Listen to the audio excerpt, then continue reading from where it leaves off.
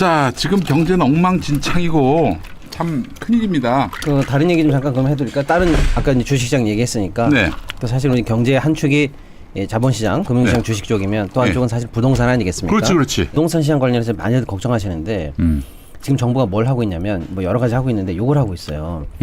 분당, 일산, 평촌, 중동, 산본 여기 1기 신도시 아닙니까? 요 1기 신도시 관련해 가지고 야 우리가 재건축을 해줄게 라고 하면서 신청을 해라. 그래서 그 중에서 이제 선별을 해서 이른바 선도지구라는 걸 지정을 한다. 우리 네. 이렇게 하는 거예요. 그래서 네. 거기에 대해서는 그럼 우리가 특별하게 혜택 줄 테니까 빨리빨리 때려 부시고 빨리빨리 지어! 라는 걸 하고 있습니다. 그래서 며칠 전에 그 1기 신도시에 해당하는 아파트 중에서 신청을 받았어요. 우리 그 선도지구로 선정해 주시오! 라고 이제 신청을 받았고. 네네. 그래서 지금 보니까 총 1기 신도시에서 99개, 99개 구역 관련해서 신청을 받았는데 정부가 선정하려고 하는 당초 규모는 한 2만 6천 가구 정도 되는데 네네. 지금 정부가 선정하려고 하는 규모 대비 약 5.9배, 6배 정도의 신청이 들어와서 요걸 이제 심사해서 조만간에 선정한다는 거예요. 이런 일들이 이제 벌어지고 있는 배경을 잠깐 설명을 드려야 될 것 같아요. 많은 분들이 이제 아실 거예요. 부동산 PF가 고민이야 걱정이야라는 거 2년 전부터 쭉 그래도 이제 많은 보도를 통해서 아시긴 아실 거예요. 적게는 180조, 많게는 200한 5, 60조 정도의 지금 부동산 PF가 해결이 안 되고 있어요. 네. 야, 근데 그거 그렇게 심각하다면서 언제 터지는 거야? 요즘 소식이 없어. 네. 이렇게 뭐 잘 해결된 줄 아는 사람도 있어요. 근데 그렇지가 않아요. 그냥 그 상태 그대로입니다. 그러면 해결되는 방법은 두 가지밖에 없어요. 하나는 부동산 PF가 뭐냐면 일단 남한테 돈을 빌려오는 겁니다. 그래서 그 돈을 가지고 인허가 받고 뭐 조합 만들고 하는 초기 자본에 들어가는 거 그걸 이제 브릿지론이라고 그래요. 이제 빌리는 곳이 이제 금융기관일 거 아니에요. 그렇습니다. 그래서 브릿지론을 빌리고 그래서 인허가가 다 끝나면 이제 착공 들어갔죠. 그때 이제 진짜 1차 PF가 들어와서 앞에 있는 브릿지론에서 빌렸던 돈에 이자를 다 쳐서 갚고 그 남은 돈으로 또 1차 건축을 하는 거예요. 그게 정상적인 그러면 과정이죠. 예, 브릿지론에서 들어가는 돈이 만약에 100원이라고 하면 1차 PF에서는 약 500원을 빌려서 아까 100원에다가 이자 50원을 쳐서 150원을 갚아버리는 거예요. 네네네. 그리고 나머지 350원으로 건축을 하고 그리고 나서 이제 2차 PF를 또 해서 아까 방금 만들었던 500원에 대해서 또 이자를 100원 쳐서 갚아내고 남은 걸로 또 건축을 하고 이렇게 계속 올라가는 겁니다. 그럼 여러분 잘 생각해 보시면 그럼 뭐야?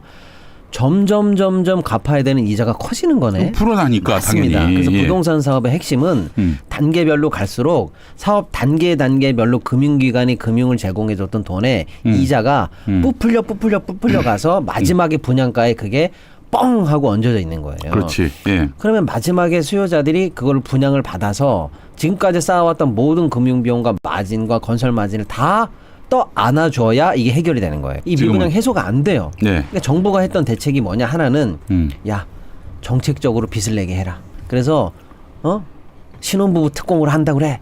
뭐 신생아 특별 공급한다 그래. 뭐 젊은 영끌족들 뭐 해준다 그래라고 해서 지금 작년만 해도 50조 이상의 정책금융이 풀려서 이걸 결국에는 이 빚을 또 빚을 낸 사람들 보고 이 어마어마한 빚을 떠안아라라는 게 정부의 PF 해결의 한 축이었어요. 그럼에도 불구하고 해소가 잘 안 되고 있습니다. 수도권 서울 일부의 집값은 올라가서 해소가 되는데 가장 큰 문제였던 지방 미분양은 해소가 안 되죠. 거기 빚내서 사는 사람 많지 않으니까요. 그럼 어떻게 해결할 거냐? 뻥 터지면 결국 돈을 못 갚으면 뻥 터지는 건데 건설사나 금융기관이 그러면 네가 돈으로 네 돈으로 그거를 메꾸면 될 거 아니야. 근데 이렇게 얘기해. 내가 돈이 어디 있습니까? 아파트 분양을 해서 그래서 빌렸잖아. 돈이 없어가지고. 팔지 않는데 내가 어떻게 메꿔요? 너는 그러면 건설을 계속 하면 건설 마진이 생기잖아. 그러니까 정부가 하는 얘기의 두 번째 대책은 이거예요. 너가 무조건 건설할 수 있게 건설 물량이 넘쳐나는 시장을 내가 만들어주면 될 거 아니니? 라고 하면서 재건축, 재개발 관련한 수많은 규제를 완화해주고 그것도 부동산 PF 터지기 전에 빨리 마진을 봐야 될 거 아니야 네가? 라고 해서 속도전으로 간다.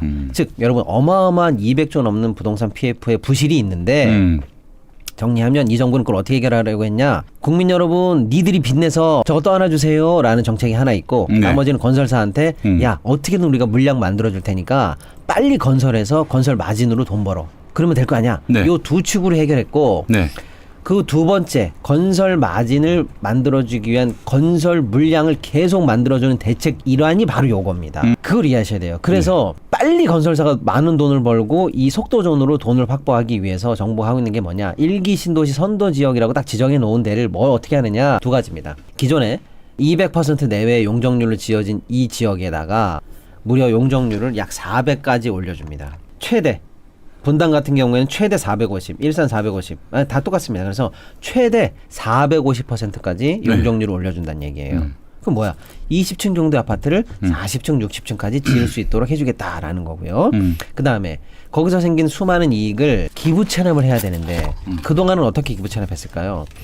땅으로 기부 체납하고, 그렇지. 공공용주를 기부 체납하고, 자기 땅을 그냥 뭐 내놔야 됩니다. 시설의 목적으로 쓰라고 그렇습니다. 내놓고, 그리고 자기는 또 행정적 지원 혜택을 받고. 그렇습니다. 예. 그게 그동안 했었던 건데 이 정부가 지금 하고 있는 건 뭐냐? 야, 기부 체납하지 말고 현찰로 받아줄게라고 해서 왠지 좀 사기꾼. 예, 현금으로 공공기여를 퉁쳐주겠다는 대책을 냈어요. 오. 자, 그 다음에 그 소규모 임대 아파트들을 의무적으로 짓게 되어 있거든요. 그걸 다 없애버릴게. 요게 핵심입니다. 지금 이 정부가 하고 있는 건 뭐냐? 사업성을 최대한 높여주니까 빨리 짓고 빨리 왕창 돈 버는 걸 빨리 떠나라는 거예요. 네. 그럼 제가 냉정하게 말씀드리면 여기서 선도지구에 해당된 지구 몇 개 있는 아파트에 사시는 그분들은 반짝 혜택을 볼 수도 있습니다. 네. 그럼 이게 전국적으로 과연 우리 국민들이 환영할 만한 정책인가라는 걸 보자는 거예요. 이렇게 저 혜택 보는 사람들이 있는가 하면은 그렇습니다. 그 골탕 먹는 사람도 있을 것 같아요. 당연하죠. 예를 들어서 한 구역이 어떻게 정해지냐면 처음에 신도시를 만들 때 인구를 먼저 잡고 시작해요. 많은 분들이 잘 모르시는데요. 그냥 대충 아파트 지으면 되는 거 아니야? 그게 아니고요. 가장 먼저 인구를 부여받습니다. 여기는 2만 명이 사는 지역이야. 이렇게 딱 인구를 먼저 잡고 시작해요. 그리고 그 인구에 할당되는 인구만큼의 사회적 기반 시설을 갖고 도시계획을 합니다. 하수구, 오수구, 전기, 교통, 학교, 공원, 소방, 보건 다 마찬가지입니다. 그런데 지금 그렇게 해서 만들어진 지역에 갑자기 어느 지역 아파트가 40층 위로 올라가면 거기 아파트로 인해서 엄청나게 인구가 늘어날 거 아닙니까? 네. 그리고 거기서 늘어난 사업성은 다 거기서 해먹죠. 그런데 그 늘어난 인구를 수용할 수 있는 기반 시설을 확보해야 되는데 지금 기반 시설로 기부 체납을 받는 게 아니라 돈으로 받는다니까요. 즉 도로는 확장이 안 될 것이며 네. 학교는 안 지어질 것이고 소방서, 파출소, 보건소, 노인정 이런 건 늘어나지 않는다는 거예요. 뭐야 그러면? 그렇죠. 그러니까 여러분 우리 지역 선도 지역 되는 거야라고 좋아하실 수 있으나 거기서 해당되는 아파트 한두 개 뺀 나머지는 오히려 도시의 삶의 질이 더 떨어지는 상황으로 내몰리고 더군다나 소셜 믹스가 되어 있지 않기 때문에 사회적 계층적 갈등을 유발할 수 있다. 즉 건설사 살리겠다고 신속히 때려지어라는 것만 보고 앞으로 가다 보면 결국에 이 사업이 끝나고 나면 일부 혜택을 보는 단지는 있겠으나 나중에는 기반시설이 무너지고 지역 간 형평이 깨지고 공공시설이 불충분한 기형적인 도시를 지금 만들어지고 있는 첫발이 떠지고 있다. 이런 부분도 봐야 된다. 어떻게 되건 말건 간에 일단은 그렇습니다. 우리가 미끼를 놨으니까 물어라. 이거네요, 한마디로. 그렇습니다. 그래서 아주 근시안적인 대책이 후과가 많이 남는 가장 대표적인 영역이 건축 부동산 영역이거든요. 그래서 이 정부가 끝나고 나면 그 후과를 다음 정부 다음에 살아가야 될 우리 이 국민들이 그 후과를 어떻게 감당할까라는 측면에서 많이 걱정되고 있는 상황입니다. 딱 입주를 했더니 이거 엉망진창인 거야. 그렇습니다. 어떻게 합니까 그러면은? 지금 예를 들어서 제가 어느 단지라고 또 얘기 안 해요. 그 단지 얘기하면 또 집값 떨어진다고 그러니까. 그 단지 같은 경우는 지금 예를 들어서 짓기로 한 중학교가 안 지어지고. 네. 현실된 얘기예요. 지금 그게 민원으로 되어 있습니다. 실제 벌어지고 있는 일이다. 얘기하는 겁니다. 중학교 못 들어가요. 안 지어. 기부천이 없어서. 라든지 그다음에 짓기로 한 노인시설. 데이케어 시설 같은 것들이 없어요. 네. 거기 들어가 계시는 연로하신 우리 어르신들은 데이케어를 받기 위해서 쉽게 말하면 집 앞에 있는 노인복지시설을 못 가고 마을버스나 사설버스를 타고 멀리 나가셔야 돼요. 아침에. 그 식품 사막이란 말을 앞서서 얘기했었는데 네.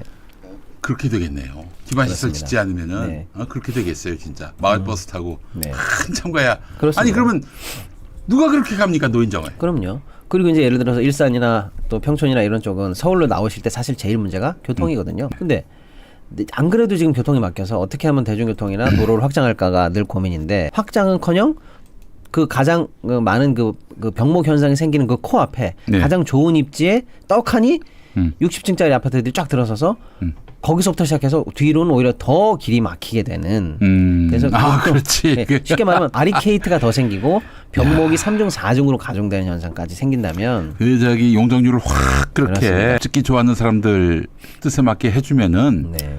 그럼 또 이게 말하자면은 저희 동네가 그렇거든요. 네. 와 겨울에 바람 부는데 그 칼바람이 이 상상을 초월해요. 그렇죠. 야. 사실 그런 것도 엄밀하게 보면 도시 환경 평가할 때요. 예. 빌딩숲 사이에 들어가는 공기 흐름, 네. 바람, 예. 그다음에 예를 들면 미세먼지가 들어왔을 때 그렇지. 어떻게 순환돼서 나갈 것인지 네. 이런 게 다 체크가 돼야 되는데 지금 그런 거 다 무시하고 하여튼 많이 짓고 많이 짓는데 그것도 그러니까 솔직히 말하면 많이 지을 수도 있죠. 그리고 예를 들어서 말씀드리는 게 우리 단지는 일기라 너무 오래돼서 사실 정부 지원을 통해서 좀 바꿨으면 좋겠어. 좋다니까요. 지금 그런 취지가 잘못됐다는 게 아니라 건설사 마진 올려주기 위한 정책으로 지금 앞뒤 재지 않고 공공성이라든지 이런 것들이 다 무시되고 속도전으로 가고 있다. 이 효과에 대해서 주목을 해야 된다. 그런 말씀을 좀 드리는 거죠. 아 그래요. 큰일 났네 진짜 네. 이거. 네, 아니 어떻게 나라가 이렇게 거의 사기꾼이 된 거 아니에요? 네, 그러니까 아무튼 얼마 전에 친청이 이제 마감이 됐고 네. 지금 수도권의 1기 신도시에서는 저 경제적 문제, 부동산 문제가 큰 화두로 떠올랐어요. 우리 지역 되는 거야, 안 되는 거야, 우리 단지 어떻게 되는 거야, 뭐 등등등의 게 화두가 떠올랐길래 네, 그런 사항도 좀 관심을 환기시켜 드리려고 또 가져와 봤습니다. 네 알겠습니다. 자 시간이 다 됐는데 네네네. 짧게 하나만 더. 그 금리 인하. 금리 지난주 금요일에 한국은행이 기준금리를 인하했습니다. 예, 0.25를 낮췄거든요. 이제 핵심은 이거죠. 미국이 0.5를 낮췄고, 예. 그러니까 우리가 일단은 어느 정도 약간 기댈 만한 언덕이 좀 생겼다라는 게 하나 있고요. 가장 중요한 기능이 한국은행의 기능이 물가 관리하고 경기 관리인데 물가적인 측면에서는 이 자신감을 보이고 있습니다. 일단은 물가는 어느 정도는 내려오는 것 같다. 자신감을 보이는 거죠. 그럼 남은 건 뭐냐? 결국에는 내수 문제인데 경기 문제고 그런 걸 고려하면 예, 이쯤에서는 내려서 내수를 좀 풀어줘야 된다라는 의미에서 0.25를 낮췄습니다. 여기까지는 내용이 쉬워요. 여기까지는 내용이 쉬운데 그래서 다른 분들은 그럴만도 하지 뭐. 그리고 시장에서도 사실 이번에는 내려간다고 예측을 했었고요. 근데 저는 여기서 말씀드리고 싶은 게 지금 0.25 낮춘 이 지금부터가 가장 금리 이 결정에 어려운 구간에 이제 들어갔다. 이제 들어갔다라고 생각합니다. 왜냐하면 미국도 현재 대선 이후에 금리 상황이나 경기 상황이 어떻게 될지 모르고요. 그다음에 원래는 우리가 미국보다 금리가 높은 게 정상이에요. 우리가 미국보다는 신흥국이니까요. 그러면 미국이 지금 우리보다 1.75가 높은데 어쨌거나 미국이 우리보다 밑으로 될 때까지 우리는 유지하고 있어야 됩니다. 미국이 0.5 내린다고 0.5 내려 같이 못 내려요. 이해가 되시죠? 그러니까 지금 미국이 낮춰질 때까지 사실은 유지하면서 버텨줘야 되는 구간도 있는데 네. 지금 그런 어떤 거시적인 변수를 약간 이번에 좀 등한시하면서 네. 그러니까 미국이 많이 내릴 때까지 기다렸다가 정말 안 좋을 때 내려가면서 해야 제대로 된 한미금리 이 차를 만들어낼 수 있는데 네. 지금 사실은 특별히 내린 효과를 보지 못한 상황에서 카드 하나를 써버린 느낌이에요. 그 이제 윤석열이나 여당이 네. 야 미국이 내렸는데 그렇습니다. 같이 내려야지. 뭐 하는 거예요 지금? 이거 왜 그러냐면 이게 그렇게 압박을 넣은 지금 거예요. 내수와 설비 투자가 최악의 상황이거든요. 네. 최악의 상황이면 어떻게 해야 됩니까? 정부가 재정을 투여해서 내수 진작이라든지 설비 투자를 살리기 위한 말 그대로 정부가 쓸 수 있는 카드를 써야 됩니다. 재정 카드를. 근데 이 정부가 지금 작년에 56조, 올해 30조 세수 결손을 내고요. 관리 수지 적자가 거의 뭐 100조에 육박하는 수준으로 돈이 없어요. 지 마음대로 나라 살림을 하고 있거든요. 핵심은 뭐냐? 정부가 살려야 될 재정 카드가 이 정부가 없는 거예요. 네. 없고 내수가 안 좋은 건 스스로도 알고 있고. 그럼 어떻게 해요? 나는 카드가 없는데 시중에 돈은 돌았으면 좋겠어. 나는 부자 감세를 계속할 거고 국채 발행한다든지 나는 그럴 생각이 없어. 25만 원 지원금이든 뭐든 아무것도 할 생각이 없어. 근데 시중에 돈은 돌았으면 좋겠어. 그러니까 한국은행아 네가 금리를 내려서 돈을 풀어줘. 이게 사실은 이번 금리 배경의 금리 인하 배경의 본질이거든요. 네. 그러면 이렇게 해서 정부 말을 들어서 한국은행이 일단 내수가 너무 안 좋으니까 내려줬는데 그로 인한 효과가 제가 볼 때 금리적으로 아주 어려운 상황이 들어갈 것 같다는 거예요. 왜? 앞으로 앞으로 낮춰야 될 카드 하나를 지금 맥락 없이 써버린 느낌이 좀 있고요. 또 하나는 이 지금 현재 시중금리가 이미 한국은행이 금리를 낮출 것을 선반영해서 낮아져 있어요. 그렇기 때문에 지금 금리를 낮춰서 내수가 확 돌기 위해서 네. 돈이 풀려야 되는데 당장 정부는 이런 얘기예요. 이번에 금리 낮추면 한 3조 정도의 어떤 자금이 편안하게 풀릴 수 있다. 이자 등등이 낮아지면서. 네. 근데 사실은 지금 대출 이자는 또 조이고 있어요. 올리고 있거든요. 뭐야 그럼 도대체 이게. 그러니까 이게 말이 안 되는 거예요. 이쪽에서 뜨거운 물 틀고 저쪽에서 차가운 물 틀면서 정책 효과를 한쪽에서 막 가로막고 있거든요. 왜? 집값 오를까 봐. 자기네들이 집값을 풀고 있으면서 인상시켜 놓은 후과를 지금 이제 톡톡히 보는 거죠. 그래서 사실은 이 모순적인 정책의 정합성이 안 맞기 때문에 금리 인하 카드가 아쉽게 한번 써졌고 그로 인해서 앞으로 오히려 한 카드를 잃어버린 상황에서 조금 더 안개 속으로 갈 것 같다. 그래서 오히려 지금이 더 조심스럽다. 지금 네. 카드를 다 쓴 걸로 하고 그렇습니다. 그리고 이제 윤석열을 몰아내면 됩니다. 그래서 그 유머가 네. 생각이 나요. 네. 어떤 이제 부인이 이제 남편하고 외출을 했는데 어머 여보 어떡하지 가스불을 켜고 나왔어. 네. 그랬더니 남편이 하는 얘기가 괜찮아. 그 목욕탕에 물을 틀어놓고 나왔어 내가. 그 꼬라지를 보는 것 같습니다. 알겠습니다. 자 박시동 평론가님 오늘 말씀 잘 들었습니다. 네, 감사합니다. 네.